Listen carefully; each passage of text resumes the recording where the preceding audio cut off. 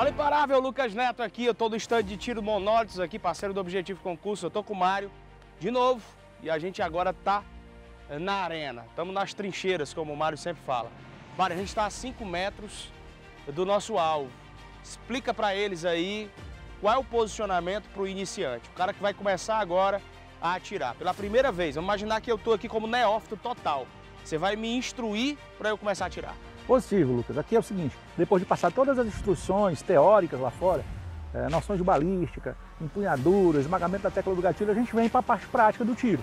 Aqui a gente vai se posicionar a 5 metros, usando como ponto de impacto aquela bolinha lá acima do 5 no alvo humanoide.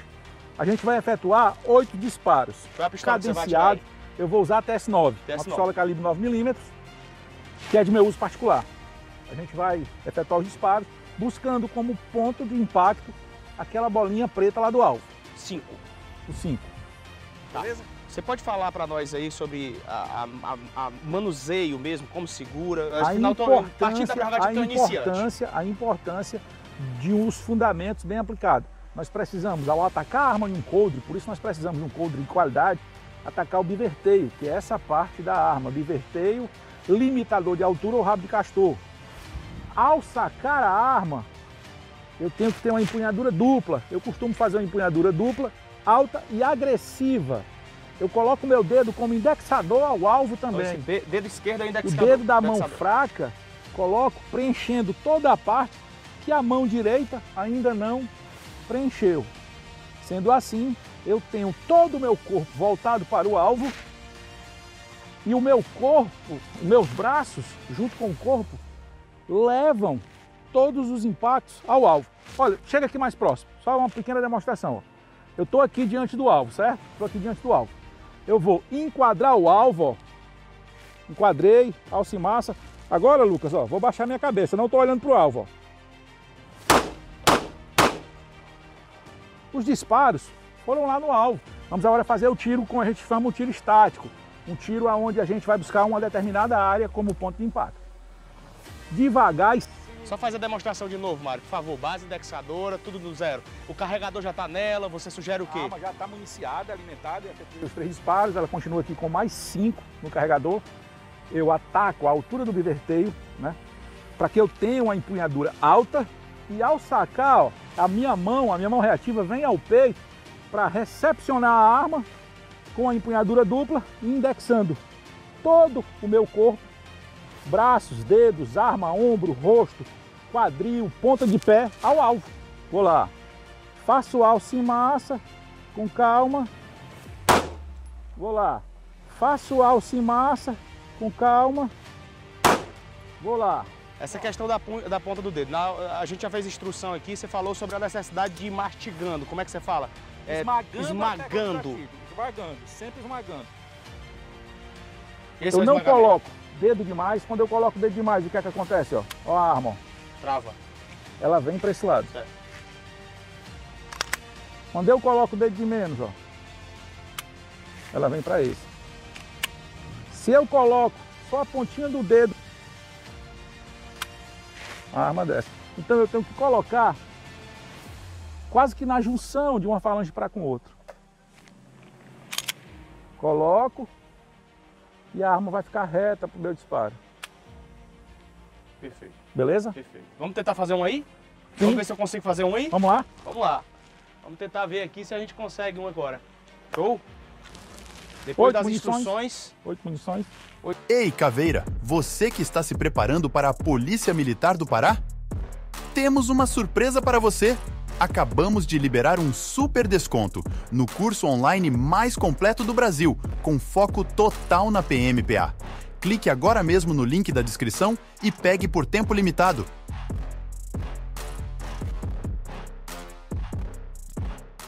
Fala, meus guerreiros, sejam todos muito bem-vindos para mais uma transmissão aqui no canal do Objetivo Concursos, Professor Luciano, junto com você aqui nesse evento bem bacana, em que nós vamos aqui passear por todo o edital da Polícia Militar do Estado do Pará, para que nós possamos analisar o edital e, óbvio, você já sabe o que vai cair na sua prova.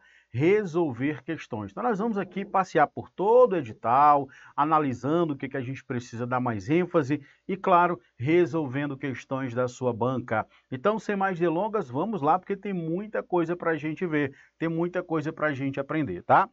Vamos lá, meus queridos. Olha só, não esqueça, claro, se você quer ser o próximo aprovado, estude com aquele que mais aprova. O gigante do Brasil, Objetivo Concursos, aponte a câmera do seu celular aqui para esse QR Code, fale com a nossa central de vendas, vai ser um maior prazer conversar com você aqui no Objetivo Concursos, tá? Vamos lá, galera. Olha só, sem mais delongas, aqui eis o nosso edital. Lembrando que o nosso edital tem uma pequena disfunção, tá? Ele vai pular ali do 8, né? Deixa eu ver aqui, deixa eu ver, 6, vai pular do 6 para o 8, não tem o item 7, mas não tem problema, isso não quer dizer nada, isso não vai impedir da gente estar trabalhando os principais temas de edital, isso não muda em nada, tá? O edital de vocês é exatamente isso. O que é que nós vamos começar aqui, professor? Nós vamos tratar desses temas destacados. Nós vamos começar aqui a resolver questões sobre conceitos, fontes e principais, né? Princípios, melhor dizendo, do direito administrativo. Também vamos falar um pouquinho sobre Estado, governo e a própria administração pública. Então, nosso primeiro passo dentro da resolução das questões é exatamente tratar acerca desses temas aí, tá?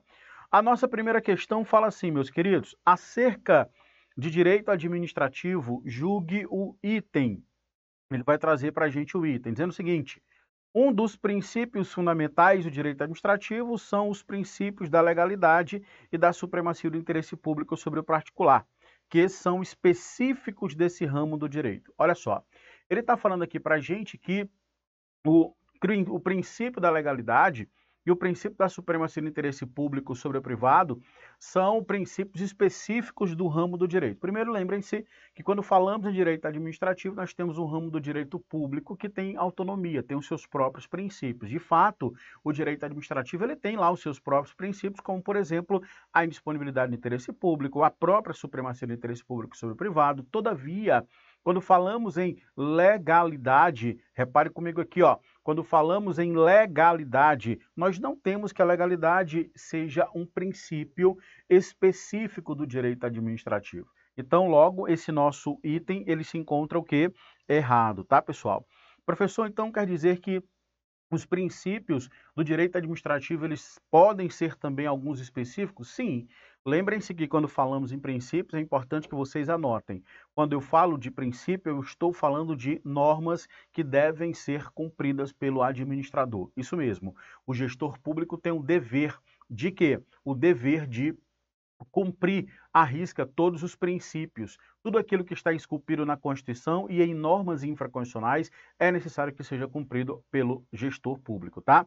Então, a Constituição Federal, no seu artigo 37, vai trazer para a gente ali os 5 princípios: legalidade, impessoalidade, publicidade, né, eficiência e a moralidade, é o famoso LIMP. Os 5 princípios norteadores da administração pública que são expressos no caput do artigo 37 da Constituinte. Todavia, vale observar que existem princípios que são implícitos, que não estão gravados no caput do 37, mas que também são importantes. Por quê? Porque eles são extraídos a partir da interpretação dos dispositivos da Constituição. São os famosos princípios implícitos.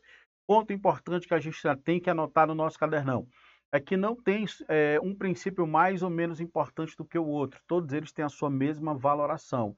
Então, o princípio expresso não é mais importante do que o princípio explícito e vice-versa. Muita atenção com relação a isso, tá bom? Beleza, então tá aí, questãozinha resolvida. Questãozinha resolvida, gabarito vai ser o quê? Errado. Vamos à questão de número 2. Questão 2, pessoal, fala exatamente, embora essa questãozinha, tá? Ela seja uma questão que, a meu ver, ela foi mal elaborada, mas não tem problema, trouxe para mostrar para você, porque se caso a gente se depare com uma questão dessa, a gente vai conseguir sair numa boa, tá? Quando falamos em direito administrativo, existem basicamente 2 sistemas. Um sistema que eu vou chamar de sistema inglês, tá? De controle inglês, e também outro sistema de controle francês. O que significa isso? O que é o sistema de controle inglês? Eu vou explicar para depois voltar na questão, tá? Quando fala em controle inglês, lembrem-se que o judiciário é quem soluciona todos os conflitos existentes na sociedade, entre particulares, né, mais Estado e particulares. Então veja que no sistema de controle inglês, o poder executivo, na figura ali da administração pública, ele simplesmente vai cuidar ali de buscar fomentar, incentivar, proteger, alcançar os interesses públicos. Somente isso. Não tem ele o poder executivo, a administração pública não teria esse poder de fato, né, estar ali, por exemplo, julgando o conflito entre administrado e administração. Esse é o sistema inglês. Isso só quem faz é o poder judiciário, tá? No sistema francês, nós temos a dualidade de jurisdição. Por quê, professor? Porque o poder judiciário, ele resolve conflitos que envolvem os dois particulares, tá? E dois, o tribunal administrativo existe, pessoal, órgãos jurisdicionais, órgãos judicantes, não jurisdicionais, mas órgãos que julgam dentro do âmbito aqui do poder executivo. Então, o poder executivo, além de prestar serviço público, além de buscar concretizar o interesse público através das atividades de administração pública, também tem a competência de julgar, ou seja, dirimir conflitos entre a própria administração pública e particulares, ainda que administrativamente. Lembrem-se que o sistema adotado no Brasil é o sistema francês. Por quê? Porque a nossa administração pública, além de fato prestar os serviços públicos, fazer a atividade administrativa propriamente dita, o nosso poder executivo, a administração pública, também pode, por vezes, julgar, como, por exemplo, julga-se recursos administrativos de decisões que são tomadas, que não são bem aceitas pelo seu destinatário. Pois é, então nós temos dentro do direito administrativo, dentro da administração pública brasileira, operando no controle francês, porque tanto a administração pública quanto o poder judiciário pode, né, estar julgando eventuais conflitos de interesse entre a administração pública e administrado. Tudo bem? Beleza? Então a questão é exatamente sobre isso, ó. No direito francês, a principal fonte, ó, no direito francês, a principal fonte do direito administrativo, desde que ele ganhou a sua autonomia, foi a lei. Então, claro que isso aqui está errado, tá bom? Então, ficou errado aqui a questão número 2. Maravilha, sem delongas, vamos à questão 3. Questão 3 fala assim, repetiu, né? Vou passar, porque essa aqui ela veio repetida. Vamos à questão 4. A respeito dos direitos e garantias fundamentais e da administração pública, julgo o item que segue. Tanto a administração pública direta quanto a administração pública indireta deverão obedecer aos princípios da legalidade, da impessoalidade, da moralidade, da publicidade e da eficiência. Queridos, nós sabemos aqui que quando falamos de administração pública, em especial organização da administração pública, nós temos ali realmente, de fato, a administração pública direta. Já guarde isso. Quando eu falo de administração pública direta, eu estou falando dos entes federados que retiram suas competências diretamente da Constituição. São eles a União, o Estado, os estados, o Distrito Federal e os municípios. Quando eu falo, né, aqui, antes de passar para a indireta, é necessário que a gente entenda que União, Estado, município e Distrito Federal são chamados de entes políticos, tá? Entes políticos. Então, lembre-se que são chamados de entes políticos. Agora, é possível que os entes políticos, leia-se a União, Estado, município e Distrito Federal, por vezes criem ali, né, entidades de administração pública indireta. Então, aqui nós estamos falando de quem? De entidades da administração pública indireta. São aqui, né, representados pelo macetinho fase, ó, fundação, autarquia, sociedade de economia mista e as empresas públicas. E agora eu posso colocar aqui os consórcios públicos, tá? Beleza? Então, repare comigo aqui, ó. A administração pública direta, bem como a administração pública indireta, toda ela precisa respeitar os princípios da Constituição. Os princípios da legalidade, impessoalidade, moralidade, publicidade e eficiência precisam ser respeitados de fato. Precisam ser respeitados de fato, tá? Pela administração pública direta e indireta. Então, certíssimo a questão de número 4. Questão 5, vamos lá. A respeito dos princípios básicos da administração pública, dos bens públicos, dos convênios administrativos e dos servidores públicos, julgo o item seguinte. Pelo princípio da autotutela, a administração pública exerce o controle sobre seus próprios atos, com a possibilidade de anular os ilegais e revogar os inconvenientes e inoportunos. Porém, fica vedada a convalidação, já está errado, porque não é vedado. Bora entender isso aqui, ó. Primeiro, lembrar que realmente, de fato, existe o princípio da autotutela. Já vimos que o princípio da autotutela é um princípio que não está gravado, que não está presente no caput do artigo 37 da Constituição. Então, ele é um princípio que vai ser o quê? Já anote, implícito. Implícito. Por que implícito, professor? Porque ele não está expresso na Constituição. Pergunto, ele é mais importante ou menos importante do que os expressos? Não tem essa de mais ou menos importante. Todos os princípios são normas congênitas que devem ali balizar o comportamento do gestor público. Não tem um mais ou importante porque todos eles são a mesma valoração. Tudo bem? Beleza. E realmente, de fato, quando falamos em autotutela, estamos falando da possibilidade da própria administração pública fazer controle dos seus próprios atos. De fato, a administração pública, ela pode fazer controle dos seus próprios atos. Não é porque ela criou um determinado ato administrativo que ela não pode fazer controle. Ela pode. Porque muitas vezes ela pode muito bem criar um ato administrativo e pensar assim, opa, peraí, esse ato aqui que eu criei está ilegal, está contrariando a lei, então vou anular. Ou então, embora esteja de acordo com a lei, não atende ao interesse público, então eu vou revogar, porque é inoportuno e inconveniente ao interesse público. Então veja que a administração pública ela pode fazer controle dos seus próprios atos, anulando aqueles que são ilegais, tá? E revogando aqueles que são inoportunos e inconvenientes, tá? Para o interesse público. Beleza? Tudo bem, professor, entendi. Então, quer dizer que a administração pública ela pode fazer o controle dos seus próprios atos, anulando aqueles que são ilegais? Podem. Professor, e o Poder Judiciário? O Poder Judiciário pode fazer controle, mas somente controle de legalidade, ou seja, controle para saber se o ato para saber se aquele ato contraria ou não a lei, tá? Anulando. Então, a administração pública pode tanto anular quanto revogar e o Poder Judiciário só pode anular. Guarde isso. E, claro, é de fato. Só que o erro da questão está aqui, ó. Vedada a convalidação. Não, galera, não é vedada a convalidação. Que diabo é convalidação, professor? Pelo amor de Deus, pessoal. Convalidação nada mais é, dentro do estudo dos atos administrativos, tá? É tentar salvar um ato.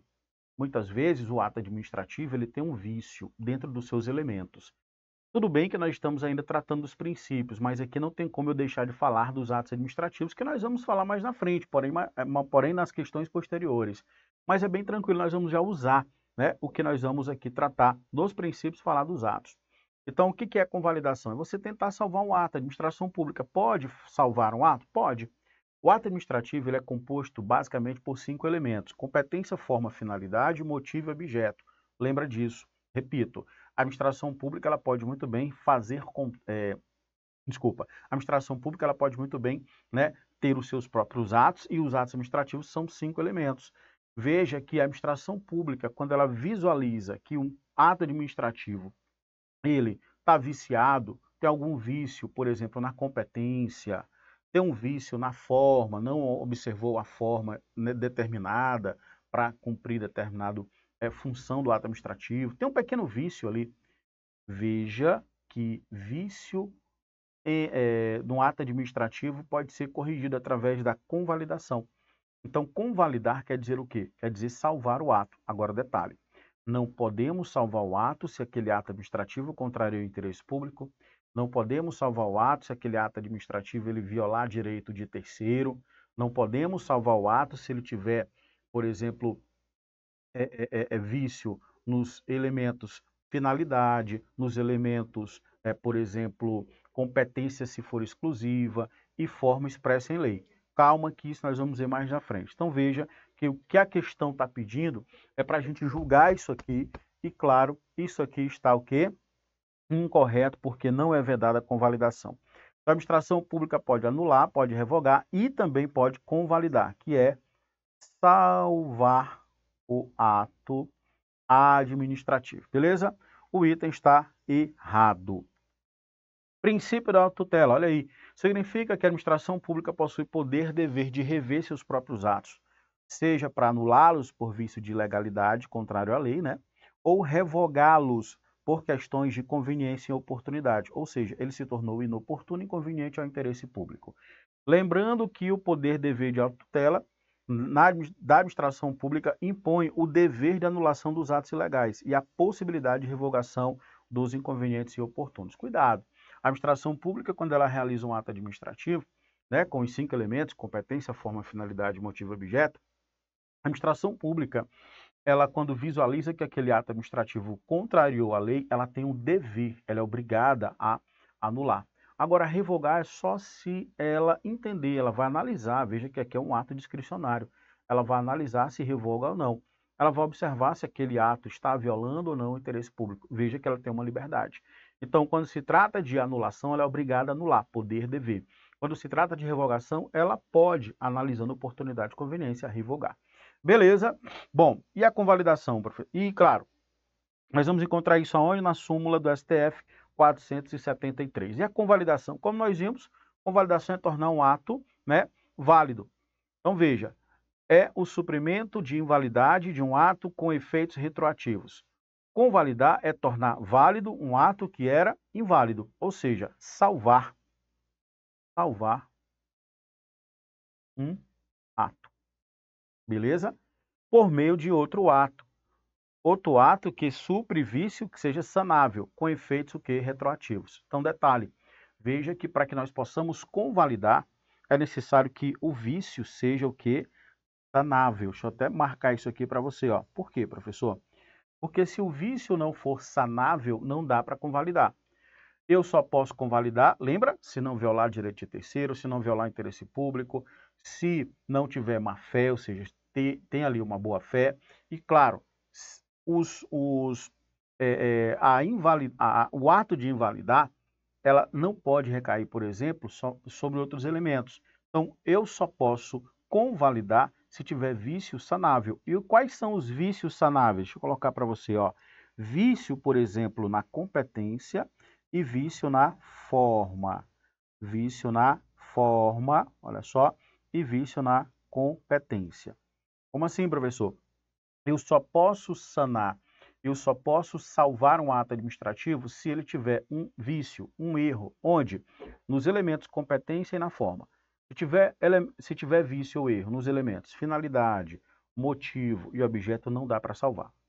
Agora, detalhe, desde que, vale observar também o seguinte, desde que essa competência não seja exclusiva. Vou dar exemplo, não seja exclusiva. E desde que a forma não seja uma forma exigida expressa em lei. Beleza, não seja uma forma exigida para cumprimento do ato expresso em lei. Por exemplo, vamos imaginar que numa licitação pública foi feito ali um edital, foi feito o aviso de licitação, foi feito todo o procedimento interno antes da publicação do edital. Beleza. E aí deixou-se de publicar alguns documentos importantes. A lei fala, né, que é obrigatória a publicação de alguns atos. E aí veja que a lei diz que a forma correta para que alguns pontos da licitação seja aquela, publicar alguns atos. E aí o gestor público não publicou. A pergunta é, eu posso salvar aquele ato administrativo que contrariou a lei, que foi anulado? Não dá, pessoal. Não dá para salvar porque o vício é em forma. E a forma prescrita em lei não foi cumprida. Nesse caso, não dá para salvar. Agora, professor, se a forma ela tivesse, se a forma acontecesse, né? E nós estivéssemos diante da situação de não ser uma forma exigida em lei. Nesse caso, se não for uma forma exigida em lei, aí sim daria para salvar. Beleza? Então, importante termos isso aqui em mente. Passando aqui na defeito sanável, como nós vimos, quando estiver nos elementos forma e competência, desde que não sejam competência exclusiva ou forma essencial ao ato. Insanável, olha só, quando é que vai ser insanável? Quando tiver vício nos elementos motivo, objeto ou finalidade. Se tiver vício nos elementos motivo, objeto e finalidade, não dá para salvar, porque o vício é insanável, não dá para convalidar.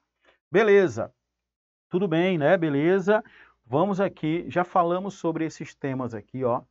Falamos sobre esses dois primeiros temas e agora nós vamos falar sobre administração pública direta e indireta, ou seja, vamos falar agora sobre organização da administração pública. Vamos lá, passeando por esse tema agora em questões, tá? Questão 6. A descentralização é a distribuição de competência de uma para outra pessoa, física ou jurídica, enquanto a desconcentração consiste em uma distribuição de competência dentro da mesma pessoa jurídica, sendo essa uma distribuição interna de competência. Vamos lá. Aqui existe o conhecimento dos institutos da desconcentração e descentralização. É bem fácil. Tem inclusive macete para você lembrar na hora da prova. Quando eu falo em desconcentração,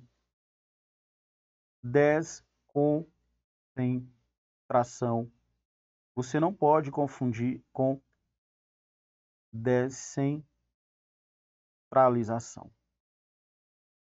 Desconcentração. Eu tenho a criação de um novo, veja o Ozinho aqui, ó, um novo órgão. Se eu crio um novo órgão, é dentro da mesma estrutura, ou seja, mesma pessoa jurídica. Por exemplo, o Estado do Pará criou um novo órgão, uma nova secretaria. Então, ó, um novo órgão. Um novo órgão dentro da sua mesma estrutura. Veja que eu não tenho duas pessoas jurídicas, só tenho uma pessoa jurídica. Quem é? O Estado do Pará. Na descentralização, eu tenho a criação não de um órgão, mas de uma entidade. Uma entidade da administração pública. Ou seja, eu tenho a criação de uma, não mesma mais, mas agora uma outra pessoa jurídica. Por exemplo, o Estado do Pará, o Estado pessoa jurídica, né, vai criar uma autarquia, que é uma outra pessoa jurídica. Veja que agora eu tenho o quê? Duas pessoas jurídicas na parada. Então é bem fácil, pessoal, é bem simples, tá? É bem simples, deixa eu só voltar aqui, é bem simples para que vocês possam, de fato, entender o Instituto da Desconcentração e da Descentralização. Beleza? É claro que a questão está o quê? Certa. Vamos lá? Fazer um confere? Descentralização, ó. Centralização é a distribuição de competências para uma outra pessoa física ou jurídica. Enquanto a desconcentração, olha aí, ó, consiste em uma distribuição de competência dentro da mesma, olha aí, pessoal, dentro da mesma concentração, mesma pessoa jurídica. Sendo essa uma distribuição interna de competência. Perfeito. Muitas questões tentam inverter esses dois conceitos. Então, muita atenção na hora da prova quando estiver fazendo esse tipo de questão, tá? Então, beleza, resolvido isso aí. Vamos agora à nossa próxima questão. Questão 7. Questão que ainda fala sobre a organização da administração pública, dos poderes, tá? Meus queridos, quando falamos de organização da administração pública, eu só peço que vocês entendam o seguinte, ó. A administração pública se organiza, então aqui, ó, a administração pública se organiza em administração pública direta, administração pública indireta. Direta, União, Estado, Município, Distrito Federal. Indireta, eu tenho o quê? Tenho um macetinho que base, fundação, autarquia, sociedade de economia mista, empresa pública. E você coloca asterisco com sócios públicos. Indireta, aqui nós temos a administração pública. Beleza? Só que nós temos também a possibilidade de particulares colaborarem com o Estado. São os particulares em colaboração. Então veja, ou delegatários de serviço público. Quando eu falo de particulares, vou colocar aqui um asterisco e aqui um outro asterisco. Aqui nós temos alguns particulares, que são eles, os delegatários de serviço público. Aqueles que recebem do Estado a competência para executar um determinado serviço público. São eles, os concessionários, os permissionários e os autorizatários de serviço público. Beleza, aqui, pessoal, todos eles compõem o que chamamos, tá, de atores que vão atuar dentro da administração pública e auxiliando o Estado. Mas a administração pública somente vai ser direta e indireta. Todo mundo aqui tem que cumprir os princípios da Constituição, todo mundo aqui faz parte, tá, da organização administrativa brasileira. Então vamos lá. A questão agora fala assim, ó. A descentralização consiste na distribuição interna. Olha aí, pessoal. Descentralização é distribuição interna? Claro que não. Quando eu tenho descentralização, nós já falamos, eu tenho uma criação de uma nova entidade. Por exemplo, a União Federal criando uma autarquia. Não é interno isso aqui, porque eu tenho uma nova pessoa jurídica sendo criada por uma pessoa jurídica pré-existente. Então ficou errado. Você já mata a questão só com o macete. Beleza? Vamos à questão 8. Vamos lá. Julgue o seguinte item relativo às características básicas das organizações formais modernas e os assuntos de organização administrativa. A sociedade de economia mista e as empresas públicas de direito privado destinam a prestação de serviços públicos ou a execução de atividades econômicas. São integrantes da administração indireta. Pessoal, perfeito, tá? Perfeito.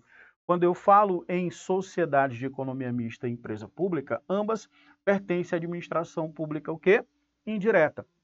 Só que eu vejo muita gente tendo confusão quando a gente fala em pessoa jurídica, direito público e privado. Vamos lá? Bora acabar com essa confusão? Veja comigo, ó. Todas da administração pública, vamos lá. Tá aqui a administração pública. Toda administração pública direta são elas União, estados, municípios, Distrito Federal, tá? E aqui nós vamos dividir em indireta. São elas quem? Base. Ok? Beleza. Todo mundo aqui da direta são pessoas jurídicas de direito o quê? Público. Aqui, fundação e autarquia são pessoas jurídicas também de direito o quê? Público. Sociedade de economia mista e empresa pública, aí já é diferente. São pessoas jurídicas de direito o quê? Privado. Por quê, professor? Porque sociedade de economia mista e empresa pública, além de prestarem serviços públicos, poderão também explorar a atividade econômica. Por exemplo, o Banco do Brasil. O Banco do Brasil é uma pessoa jurídica de direito privado. Por quê? Porque é uma sociedade de economia mista. A Caixa Econômica Federal é pessoa jurídica de direito privado. Por quê? Porque a Caixa Econômica Federal, além de prestar serviço público, pode explorar a atividade econômica e por aí vai. Então veja que essa é a diferença que vocês precisam lembrar.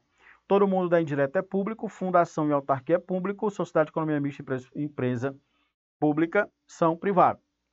Professor, mas qual a diferença entre uma sociedade de economia mista e uma empresa pública? Ó, dentre outras, existe uma que é nevrálgica, bem substancial, com relação ao seu capital, integralização do seu capital.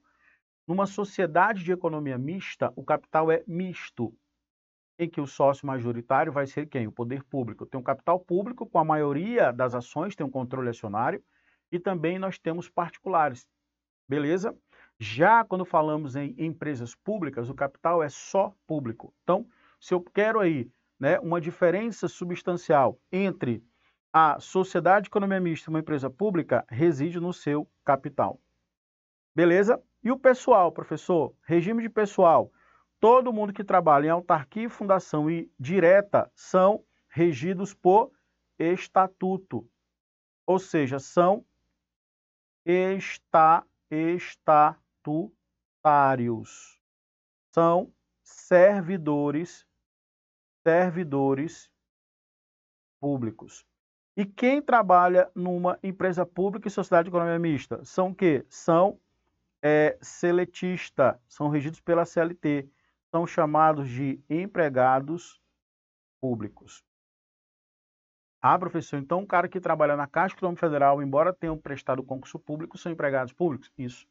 Quem trabalha no Banco do Brasil, embora tenha prestado concurso público, também são empregados públicos? Exatamente. Então, anote, guarde, é muito importante isso aqui na hora da prova, tá? Então, já resolvemos a questão, vamos aqui, direta, nós temos os entes da federação, tá? Cuidado com territórios, tá, pessoal? Territórios não entra aqui, não. Territórios são desmembramentos administrativos do tipo autárquico pertencente à União. Territórios. Olha aí a pegadinha, tá? Então, só são 4 entes da federação.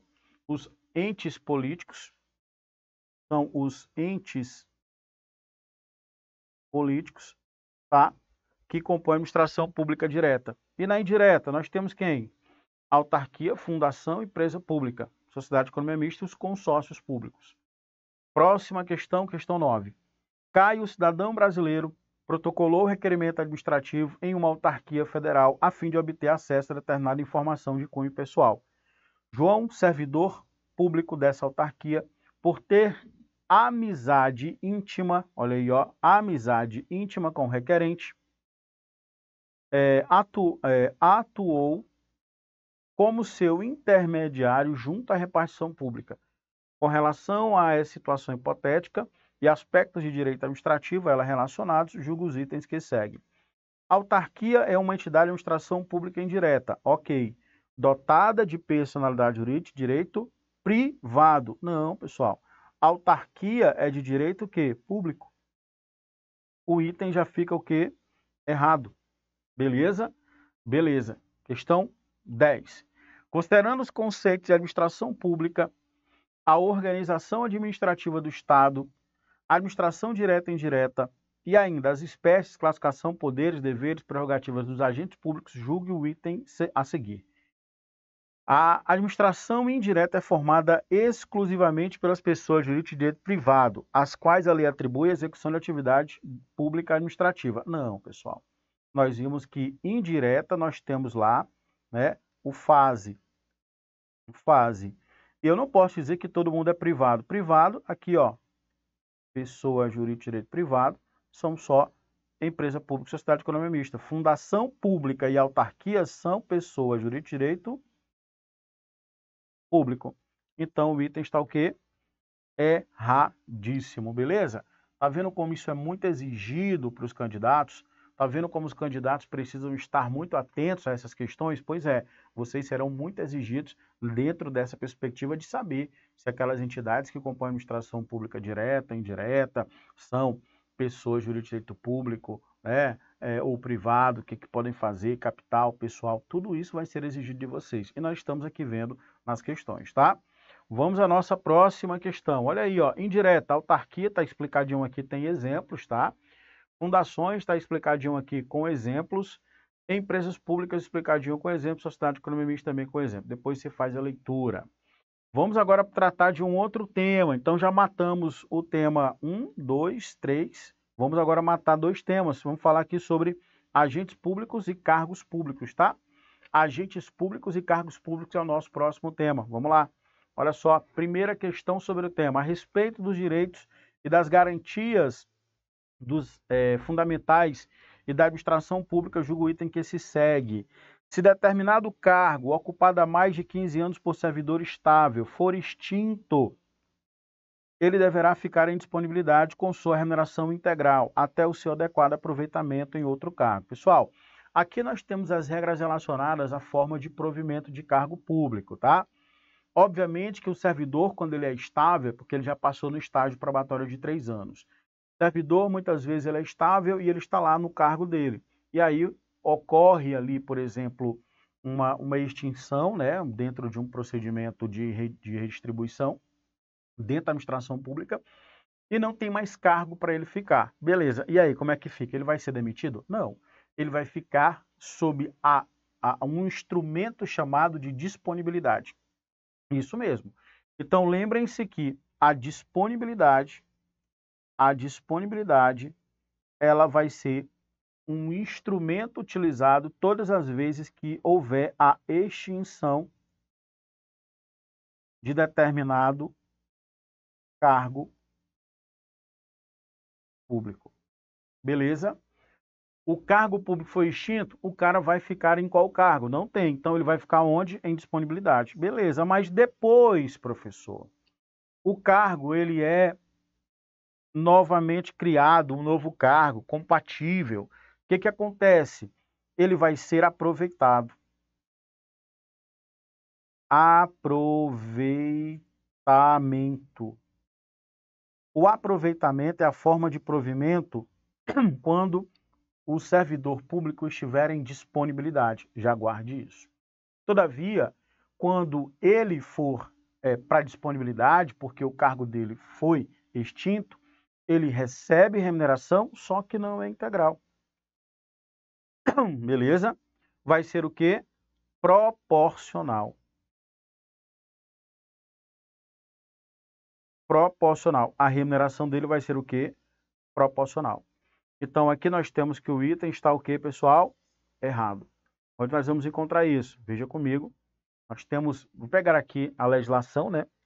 Que fala, extinto o cargo ou declarada a sua desnecessidade. Detalhe, o servidor estável. Professor, isso só cabe para o servidor estável? Exatamente. Quem é o servidor estável? É aquele servidor que já foi aprovado no estágio probatório de 3 anos. Beleza? Então, é o servidor que já foi aprovado no estágio probatório. Só dá para o estável isso aqui, tá?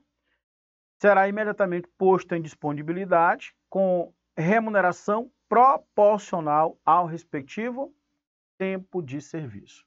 Beleza? Então, resolvida aí a questão.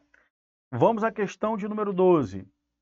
Fala assim, Joana, servidora pública e diretora da escola da rede pública, e Pedro, tenente da Polícia Militar, desenvolveram um programa de combate às drogas nas escolas e na comunidade onde exerce suas funções. Joana e Pedro foram condecorados com medalha de honra pelo governador, que, em solenidade, referiu-se à servidora pública e ao militar como agentes públicos. Nesse caso, está correta a afirmação do governador a respeito de Joana e Pedro serem agentes públicos. Beleza, pessoal, corretinho. Quando falamos em agentes públicos, estamos falando dentro de uma perspectiva geral, genérica. Por quê? Deixa eu esquematizar isso para vocês, ó. Segundo a professora professor Eli Lopes Meireles, tá? Quando falamos em agentes públicos, é uma expressão que geral e que dentro dela temos os agentes políticos, os agentes administrativos, como por exemplo os servidores, empregados e os temporários. Temos os agentes honoríficos, os agentes delegados e os agentes credenciados. Quem são os agentes políticos, professor? Agente político é todo aquele que retira sua competência da Constituição. Juiz, promotor, deputado, senador, presidente, são os agentes políticos, tá? Os agentes administrativos, servidores públicos, são os estatutários. Os empregados públicos são os empregados públicos seletistas que prestam serviço de administração pública indireta, autarquia, empresa pública, sociedade econômica mista. Os temporários, os agentes honoríficos são aqueles que trabalham gratuitamente por questões cívicas, tá? Por exemplo, aquele que trabalha como mesário nas eleições e etc. Então, tá aí, nós temos essa classificação. Tá correta a questão, vamos à próxima. Jonathan, servidor público que se encontra cumprindo estágio probatório, discutindo no local de trabalho com o colega Aquiles. Servidor público em exercício há mais de 20 anos. Ou o que resultou em ofensa recíproca. Nessa situação, Aquiles não pode ser exonerado sem as formalidades legais. Garantia que não protege Jonathan, que pode ser exonerado por razões de conveniência e oportunidade da administração pública. Galera, isso aqui está errado. Beleza? Por quê? Porque não é porque ele não seja estável que ele pode ser exonerado. As hipóteses de exoneração são, por exemplo, primeiro lembrar que a exoneração não é punição, tá? Não é punição. Então eu tenho a demissão e a exoneração do serviço público. Demissão é punição. Praticou uma conduta errada, vai ser demitido. Exoneração não é punição. Quais são as hipóteses de exoneração? Quando ele toma posse e não entra em exercício, ele vai ser exonerado a pedido. Ele pode pedir a exoneração se ele não estiver feliz naquele cargo público. Ou então, se ele quiser, ele pode ser exonerado. Aliás, ele pode ser exonerado, não agora não se ele quiser, mas pela administração pública, tá? Se ele ficar reprovado no estágio probatório. Então, só aqui eu tenho 3 situações de exoneração. A pedido do próprio servidor, se ele for reprovado no estágio probatório, ou então se ele tomar posse e não entrar em exercício dentro do prazo legal. Veja que eu tenho situações de exoneração. Tudo bem? Aqui não cabe a exoneração como punição. Então, tá aí, questão 13, errado. Sem falar na súmula 21 da STF, que diz assim: funcionário em estágio probatório não pode ser exonerado nem demitido sem um inquérito ou sem formalidades legais de apuração de sua capacidade. Mesmo que ele seja exonerado por reprovado no estágio probatório, tem que ter um procedimento que afira de fato a sua não capacidade, tá, de exercer aquele cargo público, porque ele foi reprovado no estágio probatório. O que é o estágio probatório? É o período em que o servidor público ele fica ali sendo avaliado para saber se ele tem condições para continuar aquele cargo. Esse período de avaliação, desde o início em que ele iniciou o seu exercício após a posse, até 3 anos. Então, são 3 anos em que ele vai ficar sendo avaliado. É o estágio probatório. Se ele for aprovado no estágio probatório, ele vai ser estável. Se ele for reprovado, ele vai ser exonerado. Só que essa exoneração, ela tem que cumprir as formalidades legais, tá bom? Então, tá aí a súmula importantíssima, súmula 21. Vamos aqui à nossa questão de número 14. Com relação aos agentes públicos poderes administrativos, julgo o item seguinte: as funções de confiança e os cargos em comissão destinam-se apenas às atribuições de direção, chefia e assessoramento. Beleza. Professor, tem um apenas, está errado. Não, nem sempre. Pessoal, quando falamos em cargo comissionado e função de confiança, realmente são para as atribuições de direção, chefia e assessoramento. O próprio texto da Constituição traz isso para a gente. Item correto. 15. Cargos, empregos e funções públicas são acessíveis apenas aos brasileiros natos ou naturalizados. Não. O texto da Constituição também traz a possibilidade de estrangeiros. Sim, estrangeiros. Professor, estrangeiro pode ocupar cargo público? Pode, nos termos e limites da lei. Tá? Professor, mas um dos primeiros requisitos básicos para investidura no cargo não é a nacionalidade? Isso, mas excepcionalmente o estrangeiro. O estrangeiro pode, excepcionalmente, tá, tomar posse em cargo público. Beleza? Então, o item está o quê? Errado, porque não é apenas. Olha o que fala o texto da Constituição. 37, inciso 1. Os cargos, não são só cargos, mas também os empregos públicos, as funções públicas, são acessíveis aos brasileiros que preenchem os requisitos estabelecidos em lei. Quais são os requisitos? Nacionalidade brasileira, gozo dos direitos políticos, idade mínima, escolaridade exigida, tá bom? Quitação com as obrigações militares, eleitorais. Aí vem, assim como aos estrangeiros na forma da lei. Maravilha. Questão 16. No que diz respeito aos conceitos de administração pública, às fontes do direito administrativo, aos atos administrativos e aos agentes públicos, julgue o item seguinte, né? O seguinte item. Conforme o texto constitucional vigente, a estabilidade dos servidores nomeados para o cargo de provimento efetivo em virtude de concurso público é adquirida após 3 anos de efetivo exercício, sendo obrigatória a avaliação especial de desempenho por comissão instituída para essa finalidade. Perfeito, perfeito. Olha só, pessoal, realmente o estágio probatório são 3 anos. Pertinho do final do estágio probatório, aquele servidor ele vai se sujeitar a uma avaliação especial de desempenho.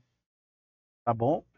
Essa avaliação especial de desempenho vai avaliar, vai saber se ele será aprovado ou reprovado no estágio probatório. Sendo aprovado, ele vai ser estável, tá? Sendo reprovado, ele vai ser o quê? Ele vai ser exonerado. Beleza? Então, muita atenção com isso. Cai bastante, tá? Vamos à questão, aliás, vamos agora a mais um grupo de temas que nós vamos trabalhar aqui. Olha aí, pessoal, olha o que nós já tratamos aqui, ó. Já batemos a metade do edital. Vamos falar agora sobre responsabilidade civil, criminal e administrativa. Tá bom? Beleza? Mas, claro, aqui também nós vamos falar sobre responsabilidade civil do Estado. Importante também, Caio. Vamos lá. Olha essa questão próxima aqui. Claro, vamos falar também, ó, sobre poderes e sobre atos administrativos para a gente fechar aqui, tá? Vamos lá. Observe comigo aqui na questão de número 17. Na tela para você, ó. A respeito dos direitos e garantias fundamentais da administração, eu vou direto para o item. Para que a pessoa jurídica de direito público responda pelos danos que seus agentes nessa qualidade causarem a terceiro, deverá ser comprovada a culpa. Pessoal, está errado. Por quê? Porque todas as vezes que o Estado, por exemplo, causar uma lesão para o João, um prejuízo para o João, quem responde, tá, é o Estado. Mas quem causou foi o servidor público. Por exemplo, o soldado da Polícia Militar, o PM, causou uma lesão. Quem é que responde? É o Estado, porque o cara estava na atribuição do cargo. Beleza? Beleza. Nesse caso, a responsabilidade do Estado do Pará é uma responsabilidade que objetiva. Objetiva por quê, professor? Porque a obrigação de reparar o dano independe da comprovação da culpa. Independe se o policial militar ele tomou os cuidados adequados ou não. Meu amigo, se você causar uma lesão para, por exemplo, um cidadão, o Estado vai ser responsabilizado independentemente da comprovação da culpa, porque a responsabilidade é objetiva. Então, veja, que independe da culpa. O que foi que a questão colocou? Ó, deverá ser comprovada. Não, não deverá ser comprovada não, por isso que é errado. Essa é a regra. Beleza? Ok? Então, resolvida a questão. Então, vai ser objetiva, não precisa comprovar a culpa. A subjetiva, por exemplo, são das empresas que precisam comprovar a culpa. Existem duas teorias que a responsabilidade objetiva do Estado deve cumprir. É a teoria, veja comigo aqui, ó, é a teoria do risco administrativo, que é a regra, e a do risco integral. E que cada uma dessas teorias falam, professor? É que risco administrativo é aquela situação em que o Estado vai ser obrigado a reparar independentemente da comprovação da culpa, todavia o Estado, ele pode ser afastado da sua responsabilidade, a sua responsabilidade do Estado pode ser afastada, tá bom? O Estado pode ter afastado a sua responsabilidade por algumas situações, como culpa exclusiva da vítima, caso fortuito, força maior. Então, a presença de causas que excluem ou diminuam a responsabilidade do Estado, isso é o que existe dentro da teoria do risco administrativo. E no risco integral? No risco integral, não se admite excludente, por exemplo, se a administração pública praticar um dano ambiental, um dano nuclear, ou terrorismo, ou até mesmo situações relacionadas a lesões advindas de atos de guerra, o Estado vai ter o dever de indenizar independentemente de qualquer outra situação. Por quê? Na teoria do risco integral, não se admite qualquer causa que exclua a responsabilidade do agente. Beleza? Tá aí. Vamos a mais uma questão. Questão 18 fala assim: a responsabilidade civil do Estado por danos nucleares independe da existência de culpa. Beleza, porque ela é o quê? Objetiva. E, além disso, ela opera na teoria do risco que integral. Ok. Questão agora número 19. Motivo é pressuposto de fato e de direito que serve para o fundamento do ato administrativo. Olha aí, pessoal, questãozinha agora de ato administrativo. O que é um ato administrativo? São manifestações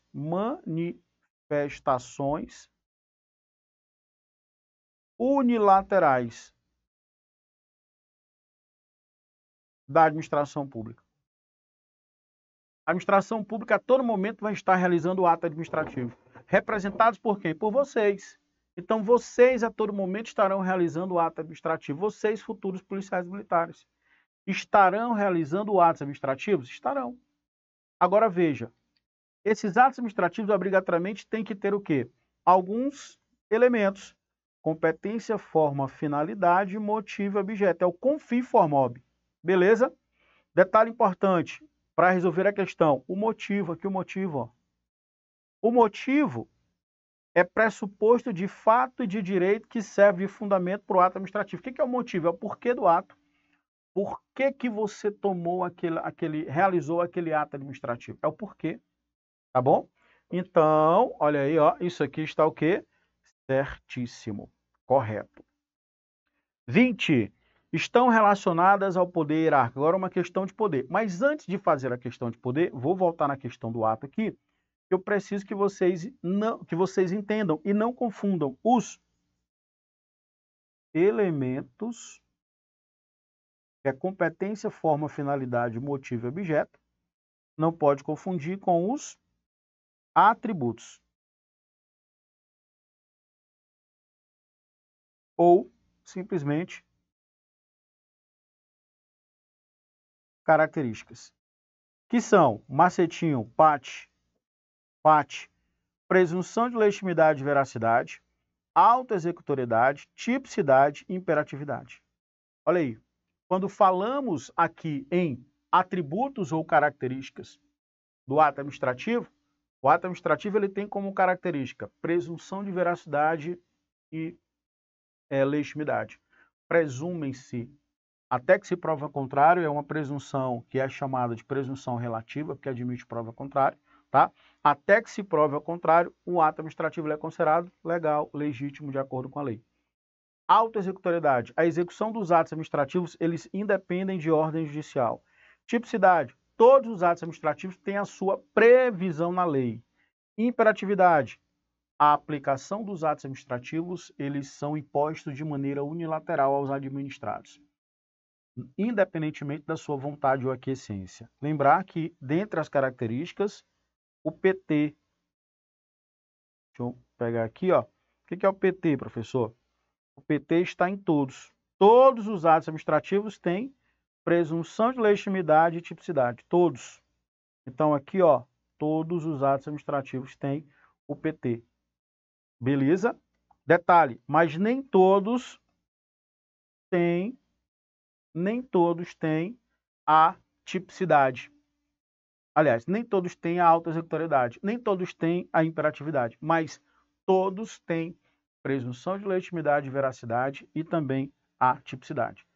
Todo ato administrativo está previsto na lei. Todo ato administrativo é presumivelmente legítimo de acordo com a lei e com a verdade. Beleza? Resolvida a questão, vamos à questão 20. Fala assim, ó. Estão relacionados ao poder hierárquico. Questãozinha de poderes. Vamos lá, poderes. A administração pública, pessoal, tem poderes, tá? Por que ela tem poderes? Por força do princípio da supremacia do interesse público sobre o privado. Esses poderes vão facilitar a administração pública ser administração pública. Então, repare comigo, poder. Quais são? Poder hierárquico, poder disciplinar, poder de polícia, poder normativo, tá? Então, são poderes que vão auxiliar a administração pública a ser, de fato, a administração pública. A questão falou aqui sobre o quê? Sobre o poder hierárquico. Olha aí, ó.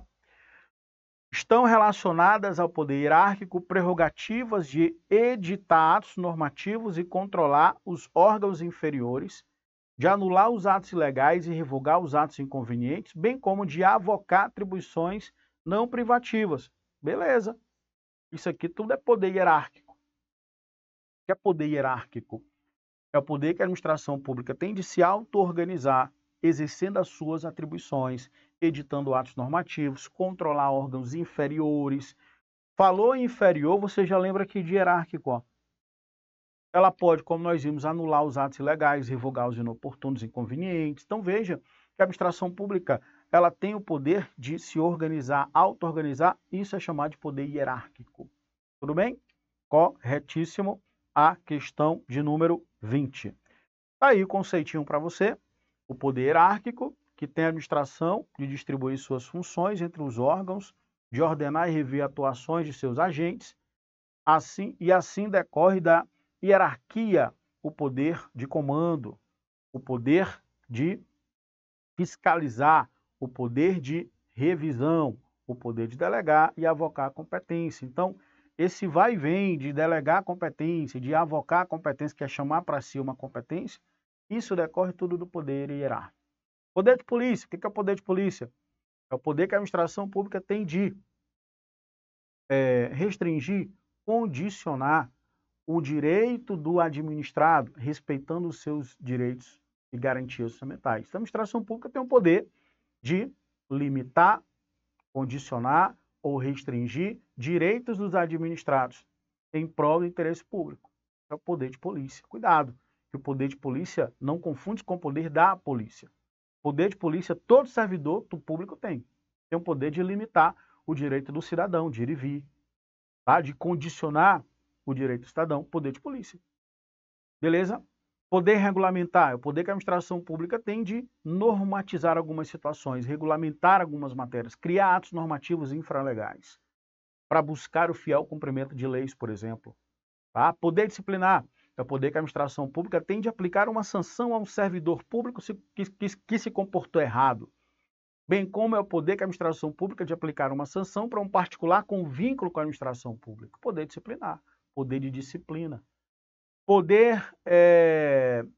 poder vinculado é o poder que a administração pública se vincula à lei, não tendo liberdade para tomar decisões, tem que cumprir o que a lei diz. Poder discricionário, ao contrário do vinculado, discricionário é o poder que a administração pública tem de, com liberdade, analisar no caso concreto o que é oportuno e conveniente para a concretização do interesse público. Então, aqui, resumimos sobre os poderes que você precisa saber para ser o próximo aprovado. Tudo bem? Meus queridos, então é isso. Eu encerro aqui mais uma transmissão. Espero que vocês tenham curtido. Digita aqui, professor, gostei, foi bacana, foi muito bom estar com você. Se também não tiver sido, vou melhorar na próxima, tá bom? A todos um fortíssimo abraço. Não esqueçam de curtir, de compartilhar, é muito importante para que mais eventos desses nós possamos estar tendo aqui no canal do Objetivo Concurso, tá bom? Meus queridos, a todos um forte abraço e de em paz, que o Senhor sempre vos acompanhe. Até mais. Valeu, queridos. Tamo junto. Ei, Caveira, você que está se preparando para a Polícia Militar do Pará? Temos uma surpresa para você. Acabamos de liberar um super desconto no curso online mais completo do Brasil, com foco total na PMPA. Clique agora mesmo no link da descrição e pegue por tempo limitado.